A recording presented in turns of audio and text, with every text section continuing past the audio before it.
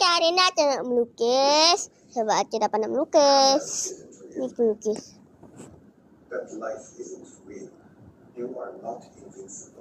Dek, janganlah dek.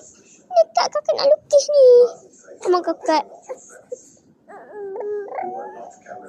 Sorry lah, buruk sikit Cakaplah cantik sikit.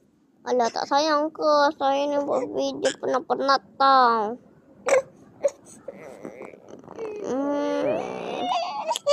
Fatih dah berapa 24 jam nak naik ni. Tapi Acah tengah buat. Ni Acah tengah melukis. Sabarlah. Ni M M kot. Burung hantu lah. Acah terlukis M. Sebab dia kecil je weh. Kecil je. Tengok. Ni. Kecil je guys. Ni hitam ni. Nampak tak? Oh ya. Sebab dia tak nampak sikit. Sebab iPhone ni lag.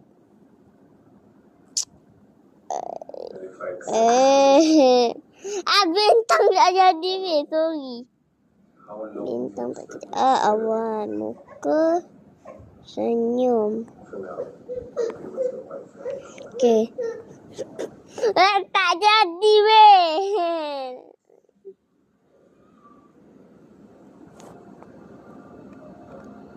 Bintang ni tak jadi tak. Sorry kalau tak jadi ya guys. Kita ulang balik ya. Bukan padan ya sekali besar ni. Hey. Oh, yang tadi kita tengok mesin basuh. Mesin Nadia tu brand Sina kan mahal. Dia pelik lah kot macam nak. Abang memang aku beli kan. Mau beli kan? Lantak je lah. Conting je lah.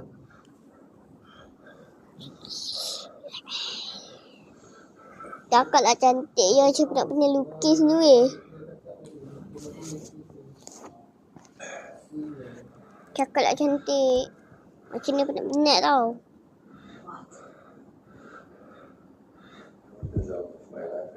Lukis apa lagi? Boleh. Lukis SpongeBob. Okey, boleh. Apa ni?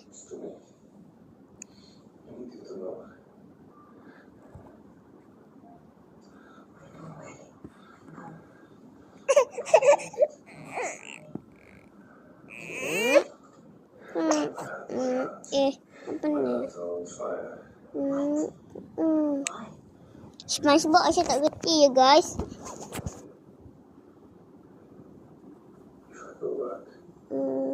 Tapi tak apalah. Orang selalu ni kan.